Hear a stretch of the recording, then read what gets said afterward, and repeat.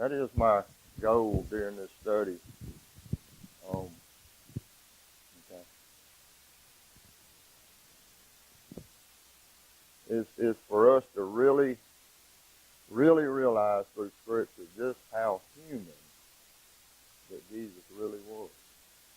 And you know, I see a problem with a lot of folks is that when they think about Jesus, a lot of times they just picture him as a cute little baby in a manger, which he was. But the problem is that's where they leave him. They leave him there. But Jesus was fully God and he was fully human. You know, we've been talking about that a lot lately. You know, it's a fact and it's very important for us to know. And you know, we don't need to make the common mistake that so many people do make about Jesus. They minimize his humanity and they minimize his divinity. We don't need to do that. Now, we're not going to try to figure it out because we don't have to. Because Jesus being holy God and holy man is a biblical fact.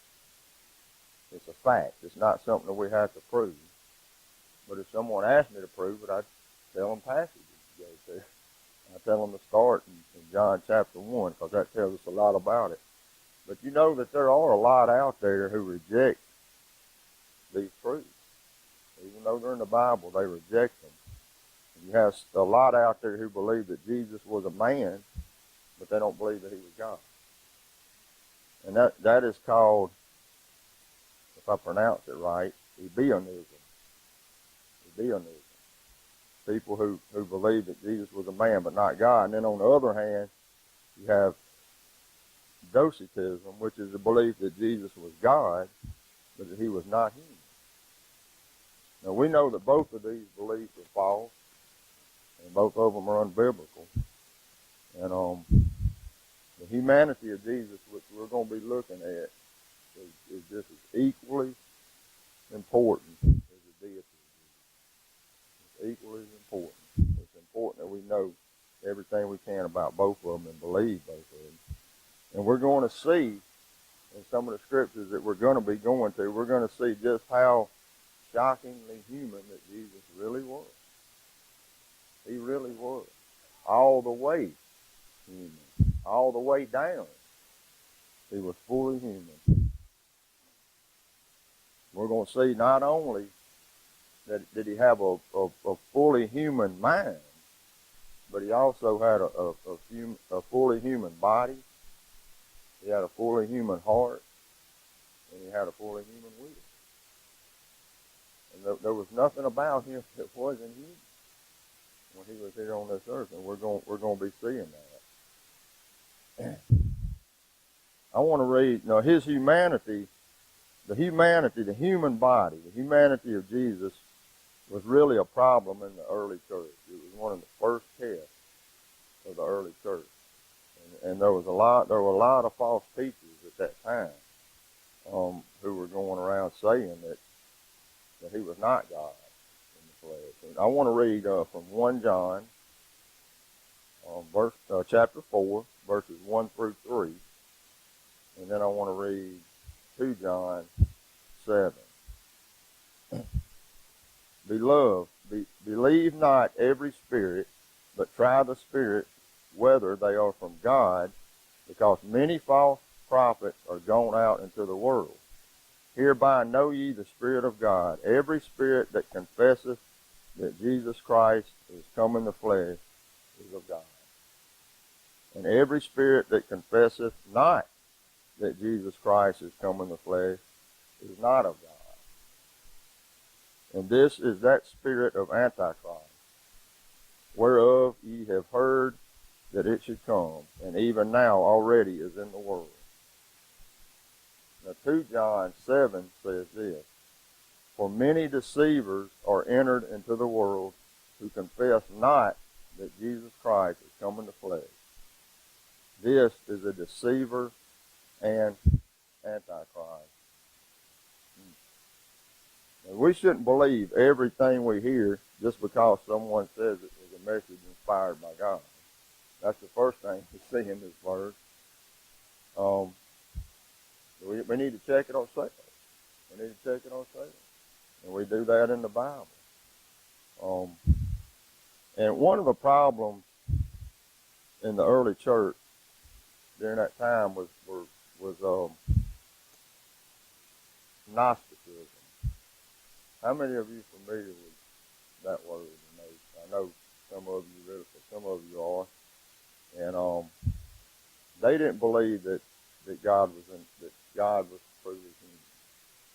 They didn't believe that Christ came in the flesh. And that's the real test right there.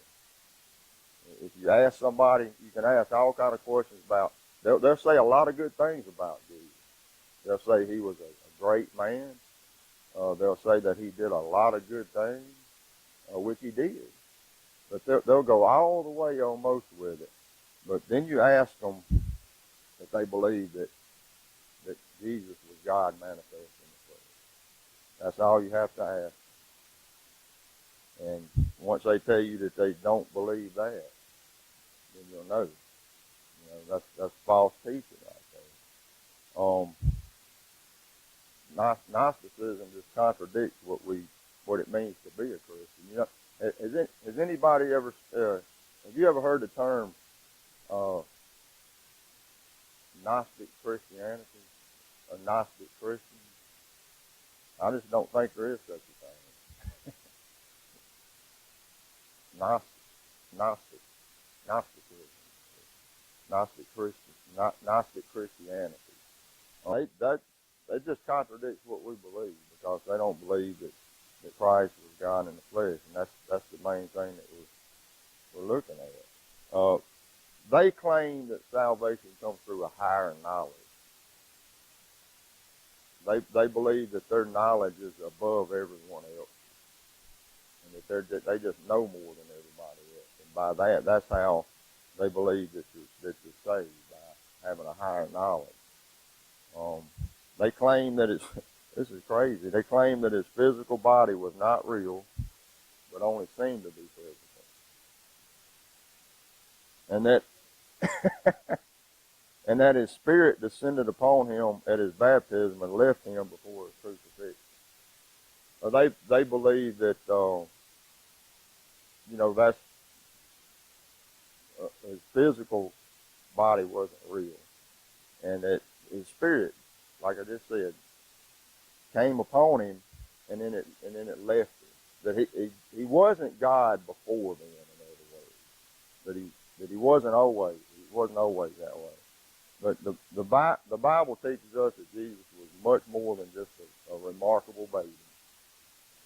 He was much more than that. His death on the cross was not an ordinary death. It wasn't ordinary.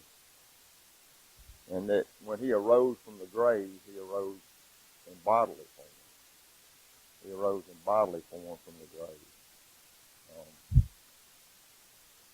And if you want to know, like I say, whether somebody is a false teacher or not, all you got to do is find out what they believe about Jesus. Just find out what they believe about him. And we're going to be looking. Well, I heard somebody ask this one time. I want to ask you this. Can you be a Christian and deny the virgin birth? No, you cannot. There's no way. If you deny that, then you're denying his humanity, right? You can't deny it. In John 2, verse 7, John tells us how to identify Antichrist, who confess not that Jesus Christ is come in the flesh. That's the main way that you can identify him right there.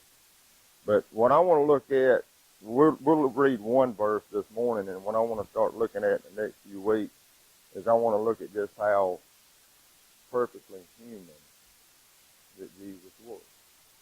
I mean, he was human, his body, mind, like we said. And I want to read one verse this morning, because probably all we'll have time for. Luke chapter 2, verse 7. This tells us about his humanity right here, one of the first mentions of his humanity. And she brought forth her firstborn son, and wrapped him in swaddling clothes, and laid him in a manger, because there was no room for them in the inn. That's our first picture of Jesus. One of the first pictures of Jesus' humanity is a baby in a manger. But don't let that be your last thing. Don't let that be your last picture of him. It does make a beautiful Christmas thing. It does. But like I said at the beginning, that's where so many people leave him. They leave him there in that manger. They don't realize everything else that he did. He lived an amazing life. He died for us. He ascended to heaven, and he's going to come back to this earth one day as King of Kings. And he's going to judge every one of us.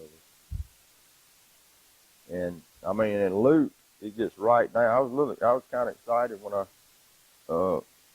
Brother Jimmy started talking about Luke, teaching from Luke, because Luke gets right down to the little human details, right down to the little small details of Jesus' humanity.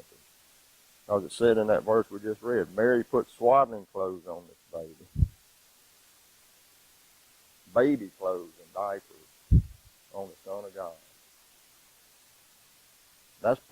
That shows us how perfectly human he really was, doesn't it? God manifest in the flesh. That's who he was. And next time we'll look at more scripture that talks about his human body.